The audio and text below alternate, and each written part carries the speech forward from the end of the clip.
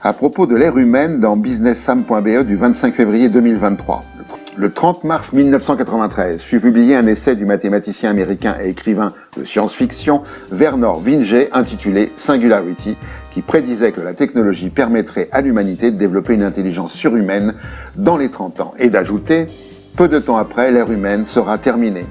Selon l'auteur, si l'humanité peut créer une intelligence capable de faire plus que l'humanité elle-même, une explosion d'intelligence se produira. Ce qu'il entend par explosion, c'est une boucle de rétroaction de l'intelligence artificielle qui se renforce de plus en plus. Si en effet l'intelligence créée est supérieure à celle de son concepteur, elle se développera plus fortement. Sommes-nous proches de cette singularité ? Pour atteindre la singularité technologique, la plupart des futurologues estiment qu'il faut une intelligence artificielle capable d'égaler ou de dépasser toutes les tâches intellectuelles qu'un être humain peut accomplir. Compte tenu des vagues successives des progrès technologiques et la rapidité de celles-ci, on peut s'attendre à atteindre la singularité technologique dans les années qui viennent.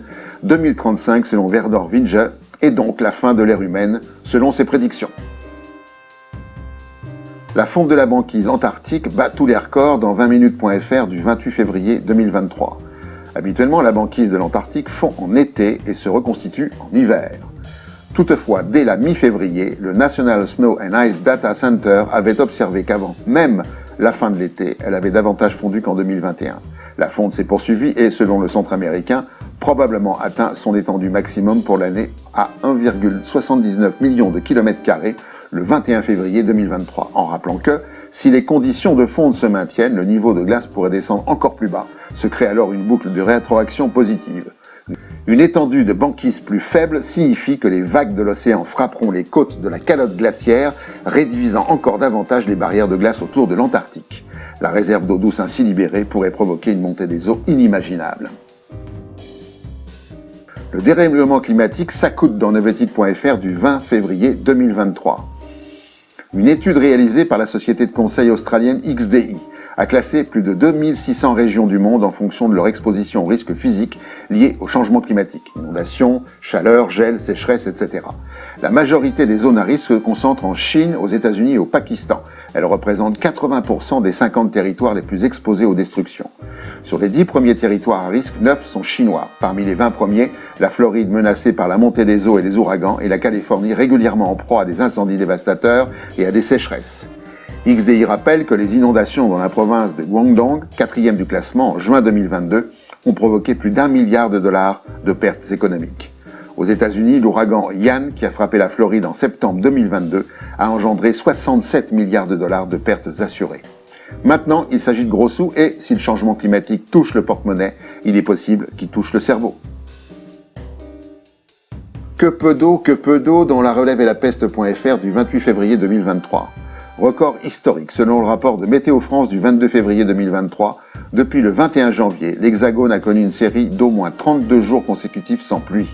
Dans le Var, le 17 février 2023, 87 communes du département ont été placées en alerte sécheresse par la préfecture, soit plus d'une ville sur deux. Les maires des 9 communes du canton de Fayence ont décidé de geler toute demande de permis de construire pour les 4 prochaines années, ne sachant pas s'ils pourront répondre aux besoins en eau des habitants présents. On s'attend à des mesures de restriction d'eau sur tout le territoire dès mars 2023. Pourquoi acheter une Ferrari dans westfrance.fr du 24 février 2023 ?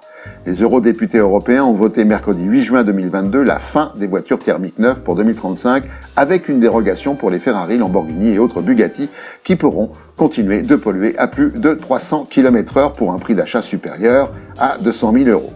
Dans le secteur maritime, tous les gros bateaux seront soumis dès 2024 au marché du carbone avec des quotas d'émissions respectés, sauf les yachts qui sont au-dessus de la jauge concernée de 5000 UMS, unité de mesure mondiale.